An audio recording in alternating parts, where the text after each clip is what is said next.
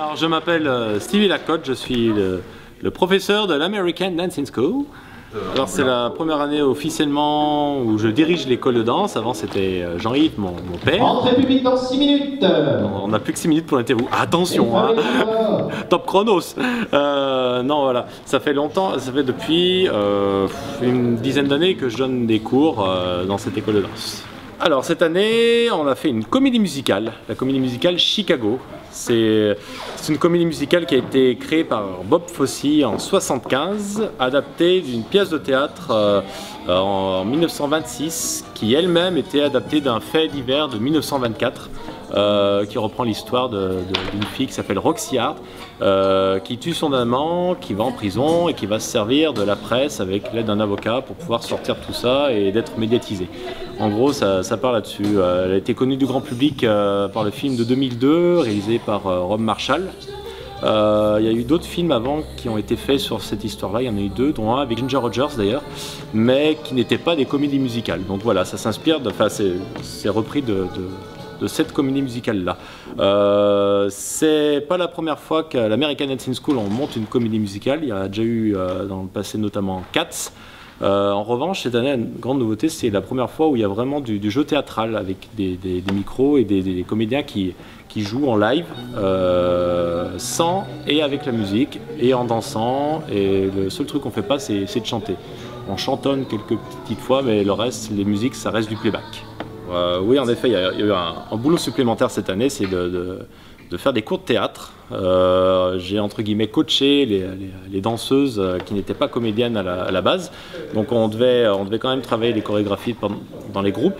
Et on a dû prévoir plein de répétitions à l'extérieur pour se caler les lectures de textes, les placements, la mise en scène, apprendre en vitesse rapide toutes les bases de théâtre qu'on fait normalement en plusieurs années quand on prend des cours de théâtre. Et là, elles ont dû travailler d'arrache-pied toute l'année et sont super bien sorties.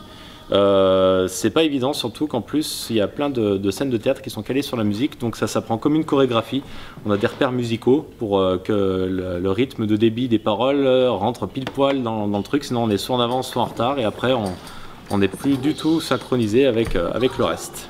Pour le monter, cette comédie musicale, il y a le problème de la langue qui s'est posé. C'est une comédie musicale en anglais, ça chante et ça parle en anglais.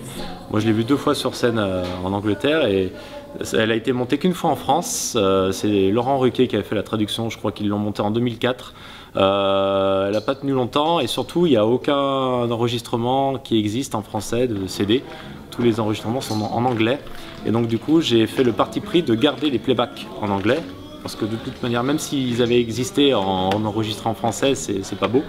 Et de faire la partie dialogue en live et en français pour que quand même le public comprenne un minimum parce que tout le monde n'est pas bilingue, tout le monde n'a pas ma chance. Ce qui est bien, c'est de proposer quelque chose de différent surtout chaque année. L'année dernière, on a fait sur Michael Jackson, on a joué avec la vidéo, on a fait des petits courts-métrages. Du coup, tout le monde m'a demandé si j'allais faire de la vidéo cette année. J'ai dit non, il y aura autre chose. Et cette année, vu qu'on a fait du théâtre, tout le monde me demande en ce moment si je vais faire du théâtre l'année prochaine. Je vais essayer de changer encore. J'ai plusieurs idées. J'hésitais longtemps sur quoi partir l'année prochaine. Je pense que j'ai trouvé, je vais l'annoncer ce soir.